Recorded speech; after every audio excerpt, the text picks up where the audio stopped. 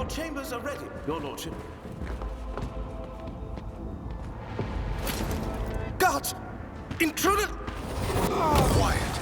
Time to sleep. We need to talk in private. We have matters to discuss, von Valancius.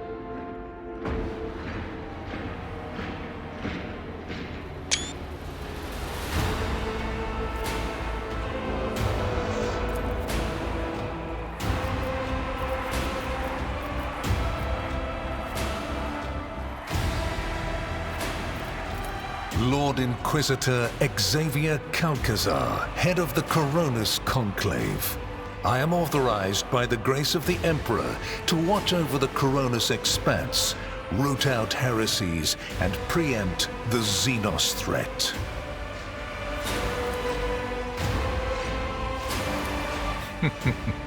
No need to search your memory. My war is waged on clandestine fronts, and any battle reports are always thoroughly filtered. Trust me, you need not know the manner of things I have to face and the measures I sometimes have to take. Such knowledge is dangerous to the mind. A commendable openness to cooperation. It will be taken into account.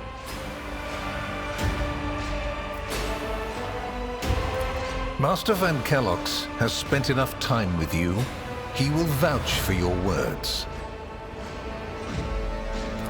What stands out from your recent accomplishments is the suppression of a rebellion on Janus, the battle against the archenemy's minions on Kiava Gamma, and, of course, the unusual interest the Drakari have shown in you.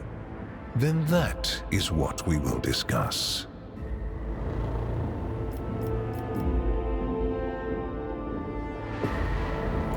What was the reasoning behind your decision to let Xenos, enemies of humanity, live and act on a planet that belongs to you?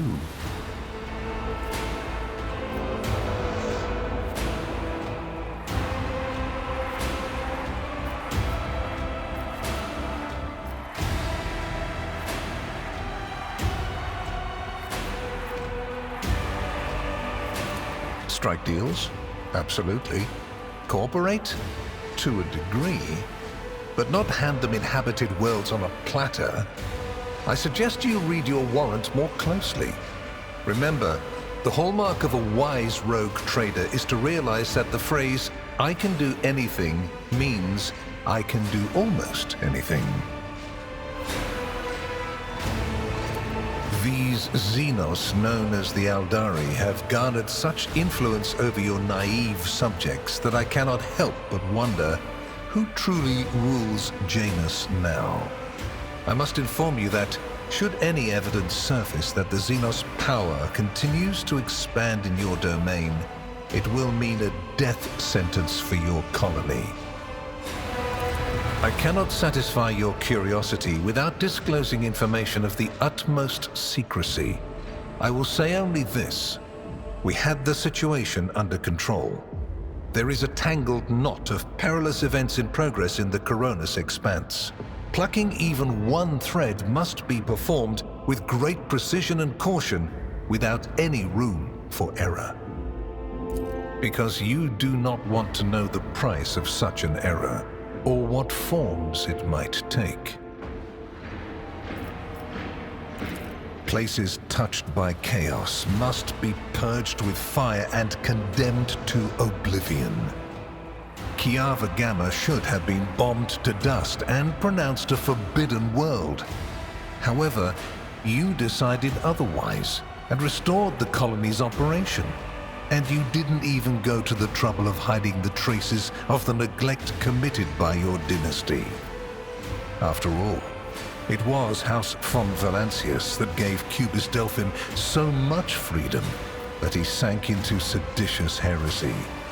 What was your rationale? I hope you are sufficiently thorough. If you are not, you will be called to account.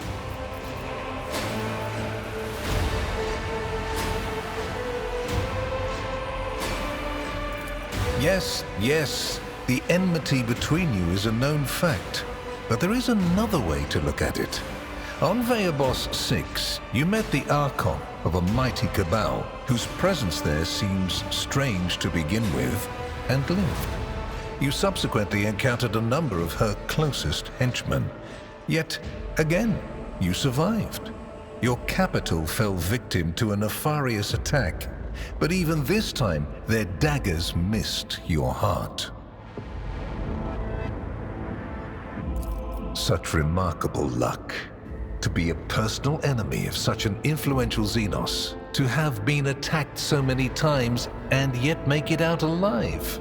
So remarkable that one has to wonder, am I watching a spectacle?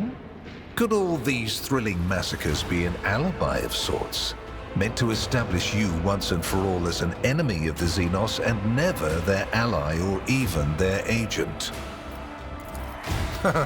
So you already think you're cut from the same cloth as St. Drusus, do you? Ambitious? I'll make note of it. Far from it, my dear. The questions are manifold. How did you manage to survive the battle that claimed the life of Theodora, who was so much more experienced and skilled than you? Is it a coincidence that you and you alone then made it out of the trap on Raikat Minoris? How much truth is there in the rumors being spread by the heretic Kunrad Voitvir about you? Why did you choose to ignore the warning of a member of the Inquisition that a protracted sojourn near the dying Raikat Minoris could bring corruption down upon your ship? Were you driven by your concern for the people or forbidden interest? Was it virtuous of you to allow the warp-stricken Voidsmen to join your crew? The ones who served on the ship that was turned into a trap for you by Kunrad Voitvir? Isn't it possible that they were part of the blight he had sown? The very existence of these questions would have made many of my colleagues doubt the quality of your character, but it won't in this case. The Inquisition, which I represent, is willing to show extraordinary faith in your person. For the sake of our invaluable partnership, I'm going to ignore any minor liberties that you, esteemed rogue trader, may have afforded yourself or may again in the future. I hope you appreciate the generosity of this offer, as your predecessor once did, and benefited greatly from it. The world's power is not without limit, and neither is the protection it provides. All those mysterious expeditions, dubious experiments, collections of xenotech oddities are dangerous pastimes.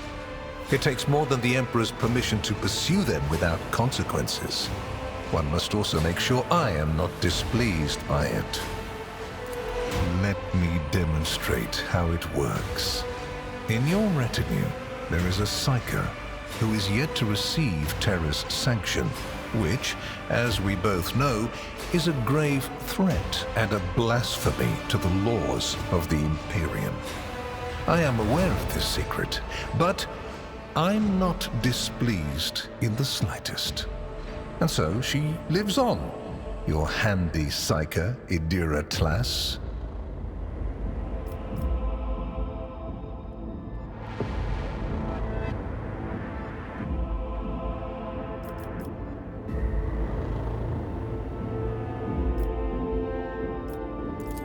Which would you prefer? And you, Heinrichs, do you wish to continue working at the Honorable Rogue Trader's side? I will comply with any order, Lord Inquisitor. If you command me to remain in the company of the scion of the von Valancius dynasty, I won't be distressed.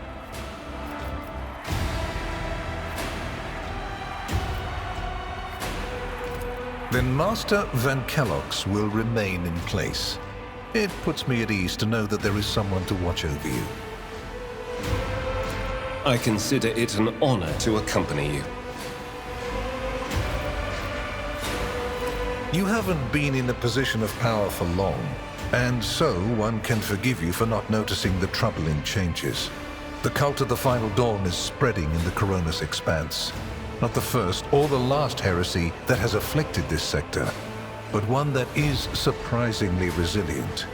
Mysterious convoys are sliding by, bound for systems in the heathen stars.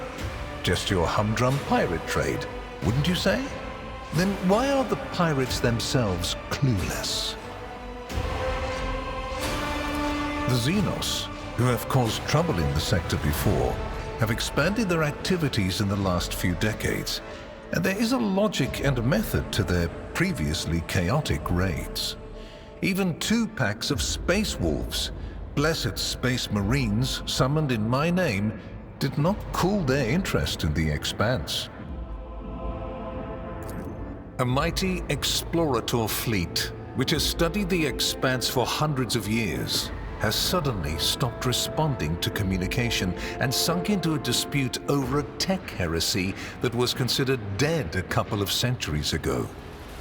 House Chorda has clamped down on insurgents, yet its acts of brutality breed troublemakers just as quickly as they're executed. And this bloody carousel has consumed the attention of the esteemed incendiar. Caligos Winterskill has abruptly lost all interest in his domain, and his only apparent concern now is hunting ever more dangerous xenobeasts. And the third and final rogue trader has unexpectedly perished, stabbed in the back by her own master of whispers. The Expanse is swiftly losing its protectors right when communication with the Imperium is being disrupted by the raging warp. Basically, all the Expanse has left is me and you, if you follow my instructions. And before what tribunal do you intend to challenge my authority? If, for the security of these territories, I find it necessary to execute any individual and replace them with a puppet counterpart, turn their realm to ash, and put their servants to death, I have the right to do so. The threats I protect the Expanse against are extraordinary and justify the harshest means. Welcome to my world, where going too far simply doesn't exist. I make no deals, and Emperor forbid that I give you orders. That would mean infringing on your privileges.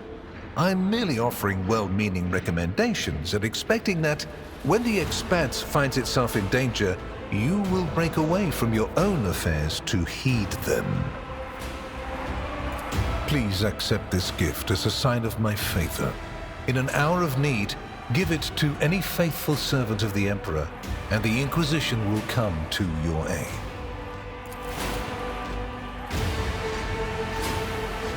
The color indicates how close the bearer is to the Lord Inquisitor.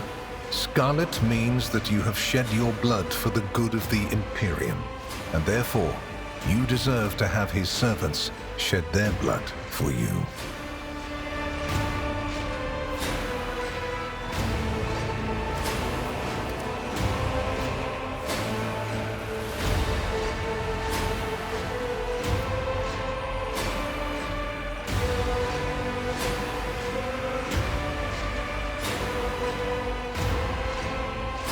I am glad to hear it. Your oath has been heard and added to the record. Here is where we part. My shuttle is waiting. It is time for me to return to my watch, for you to sleep, and for your servant to wake up until next we meet. Well, you will obviously want to discuss what just happened, but not now, I presume. Right now, it would be better for you to rest and think on the Lord Inquisitor's words in private. I bid you good night, rogue trader.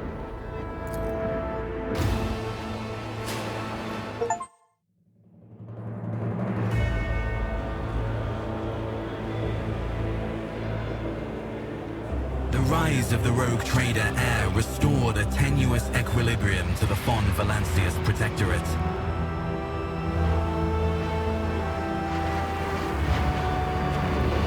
For a time, threats subsided, activity returned to trade routes, and reclaimed worlds began to heal.